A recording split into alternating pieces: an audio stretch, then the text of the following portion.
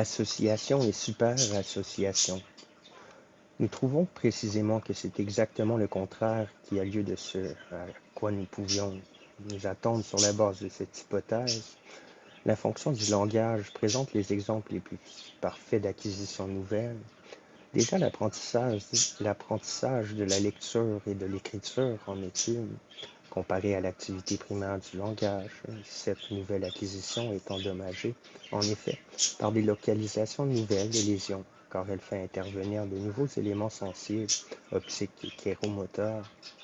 Toutes les autres acquisitions nouvelles de la fonction du langage, comme apprendre à comprendre et à parler plusieurs langues étrangères, s'assimiler les alphabets grec et hébreu, en plus de celui qu'on a étudié tout d'abord, pratiqué à côté de l'écriture cursive, la sténographie et d'autres écritures.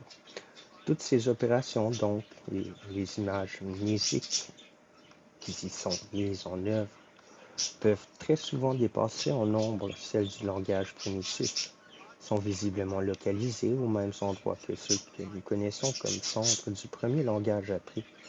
En effet, il n'arrive jamais qu'une lésion organique provoque un trouble dans la langue maternelle et auquel échapperait une langue apprise ultérieurement.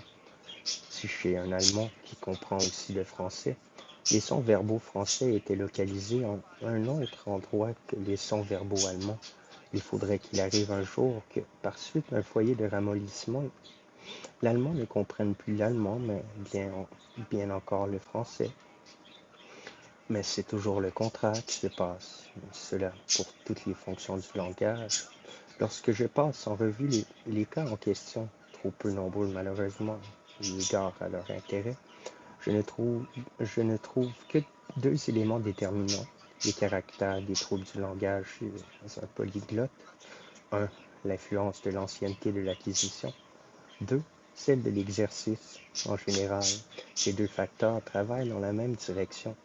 Là où ils s'opposent, l'aptitude acquise plutôt peut survivre d'une façon remarquable, même à celle qui a été mieux exercée.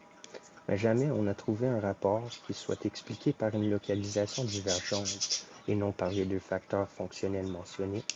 Il est ainsi manifeste que les associations de langage avec lesquelles travaille notre opération du langage sont capables d'une superassociation, dont nous apercevons clairement le cours aussi longtemps que nous n'effectuons qu'avec difficulté les nouvelles associations, et que ce qui a été superassocié sera endommagé plutôt que ce qui a été associé primairement, en quelque endroit que soit située la lésion.